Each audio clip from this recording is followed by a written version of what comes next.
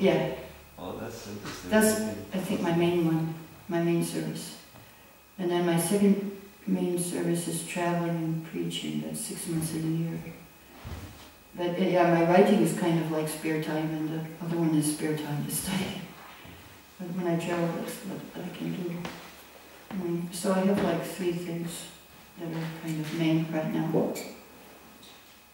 The writing and the study. Yeah, the course will start next year, Burma. Yeah. Thank you for sharing. I will. Yeah, I'll show you the books after. I have those big books, you know. Those big books, I can show you them. And yeah, you can order them from BBT if you want. I just have samples, like they're too much to carry. They're kind of big books. My main service, yeah, right. My main service is to do the needful.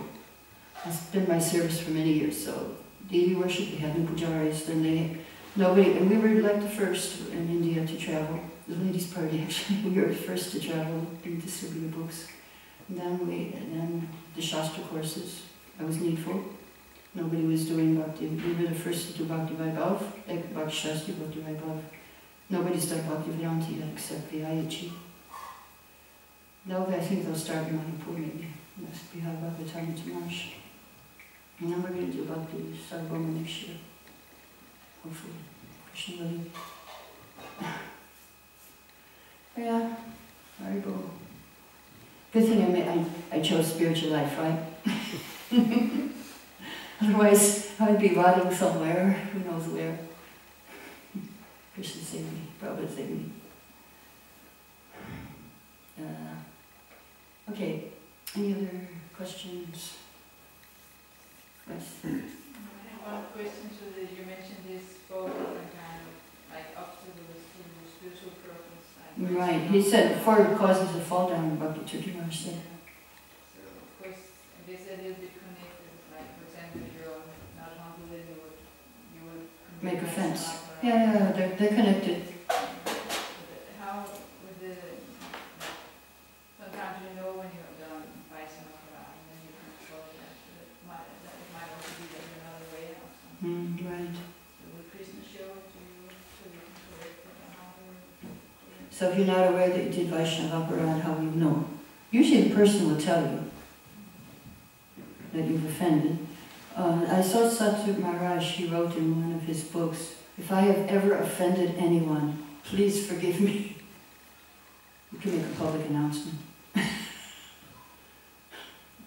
I've seen him do that.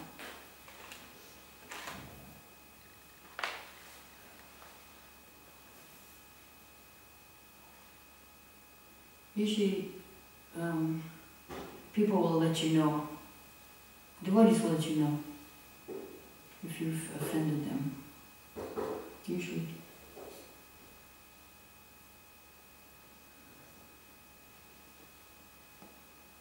One would maybe also say some devotees are so humble that they won't take offense. But still, in the eyes of Krishna, you can make an offense. Yeah, that's true.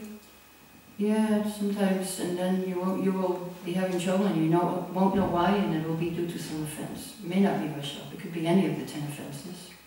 If you're stagnant, then that's the cause, that you've done some offense, one of the 10 or 11, inattentive. Yeah, so if somebody does offense, should you tell them? If someone offends you, should you tell them, you offended me? It's probably good for the person. If you just tolerate it, then they'll just suffer. It said in Mahabharata, if you tolerate somebody's offense, then you get all their good qualities and they get all your bad qualities. If you tolerate. Yeah, if you tolerate and don't say anything. You get their good qualities and they get your bad ones. Yeah. If you're angry with somebody. Yeah. Yeah. Yes. That's the whole story with the Parikshit Maharaj and the Dharma bull. And the bull. And the Dharma, he says that if you point to the offender, if you tell who did it, then you also suffer the same thing. Yeah, you suffer too. Heavy. Yes? We know this, that familiarity breeds contempt. Familiarity breeds contempt. How to avoid this? I mean, we stay together with devotees all the time. Well, every morning we offer obeisances, so that might help. And try to, if you feel like you've offended somebody, then you try to serve them. Shall I go inside? Do we stop now for Arti? Is that the process? Not necessarily. There's Okay. Okay, yes? Yes, we are recommended to spend most of our time with other devotees. Mm-hmm. But I would like to ask, if you are forced to spend most of the day with non-devotees, how do you make a real advancement then? Because I know the process, but still it can be very difficult when you are, and you have to spend most of the day. How can you make advancement when you spend most of your day with non-devotees? Well, it'll probably change, I think, at some point in your life. But at this point, what to do? So you need a very strong, before you go out, very strong morning program. If you can't come here, then at least in your house, chant as best you can. At your business, if possible, I don't know if you can keep some picture of Krishna or some nice, or even a book, and then read in your lunchtime or something. So you can bring yourself back to the meditation on Krishna consciousness. Somehow in your day try to remember. Or even just read one verse in the morning before you go out, and that'll be your meditation for the whole day. And how to apply that verse, like Krishna says to Arjuna, tolerate. So maybe you can practice, or working for the welfare of all, give people prasadam or something. Some way to apply the philosophy in your day. So it's actually possible to make advancement. Oh yeah. Even though you have to spend. Yeah, especially if you are, if it is done as a sacrifice for Krishna, you work for me. So then a part of that should be used for Krishna consciousness things in your life, in the temple life, can be used. Part of their the money you get from that job, it will be purified if you use it in yajna, in sacrifice. And then you won't get the bad reactions from it. It has to be somehow used in Krishna's service. Okay, any last question? Prabhupada? Oops. One more? All right. How important is it to have a living guru, or can we just consider Prabhupada? Okay, how important is it to have a living guru, or can we consider Prabhupada as a guru? Well, by all means, Prabhupada is your guru. He's a Shiksha guru for everyone in ISKCON. At the same time, we follow the parampara system of guru-disciple relationship. So that means that you serve somebody who is actually here, who is a representative of Srila Prabhupada, and his duty is to link you to Srila Prabhupada. And you can take initiation from that person and serve him. At the same time, you take instruction from Prabhupada's books, but this person will help you to apply the instructions of Srila Prabhupada to your life.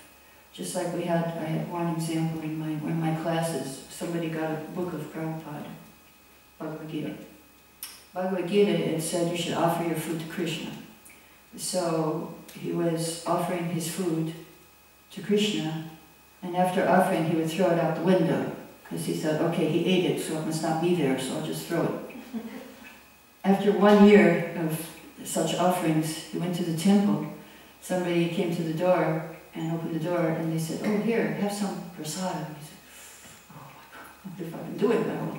So if you don't know, you read the book, you may not understand how to apply it properly. So therefore you need a living example of somebody who has been applying this to his life. Yes, you need that. But not that some people say, oh, Prabhupada is gone.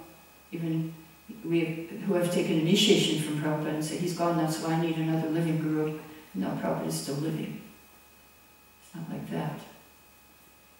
But to follow the proper system which Prabhupada has given us, Prabhupada now he is my father, he is his grandfather, like that. So Bhaktisiddhanta, he's my grandfather, he's Prabhupada's father. So it's just like having a family and having children. So your father has children, and then he has children, and it keeps going on. So the living guru is like that. You have, somebody here that, okay, he's the child of Prabhupada, and then you become a grandchild, like that. You become part of the family, like that. So it's nice. It's not like the grandfather can be your father, although you certainly have a relationship with him. But it's not. It's a little different. And the grandfather is more kind than the father is, so it's better if you're the grandchild than you're the child. And perhaps you probably often said that to us, Bhaktisiddhanta is more kind to you than he is to me. And so we have that nice relationship. And you also have that nice relationship with Sri Prabhupada. Taking Diksha is more important, like if you have a very advanced devotee who's a Siksha Guru who can guide you, and would that also have the same benefit? Well, normally the one who is very advanced who guides you becomes your Diksha Guru, normally. That's how it happens. But sometimes the Guru is traveling and so you get Shiksha from somebody else. But in order to find out, to have faith in who will be your Guru, you need to, Sri Prabhupada explains, you test for 1 year. He tests you and you test him for 1 year. Now some Gurus say 7 years, 8 years. I think Ramana Swami, he's like 7 years test. But at least 1 year. And what you have to look for, what you look for in a Guru is, you must have faith that this person I trust, and this person can take me back to Godhead. This person can help me and guide me in such a way that I can make progress in my spiritual life. And also, that's one point. The other point is you have to see what is the service of that person to Prabhupada. And it's very helpful if you also identify with the service that that person does. For example, if he's writing books, you identify with that. If he's a kirtan leader, you identify with the kirtan. If he's, there's one guru who's into drama. It's good if you like drama, if you take initiation from him, because you'll be in one of his dramas for sure. Different gurus have different services. And so and also it's like you have to see if you get along, it's very important that you get along with your guru. Some people don't, and difficult that way. It becomes difficult if you have problems, so it's good to see if your personalities kind of match. The main thing is you identify with the service. You appreciate the speaking and how it helps you, and if he's written books, appreciate the books, and there's different things to look for. Qualities also. Okay, I think we should stop here. Enjoying the OT. All glories to Sri Prabhupada.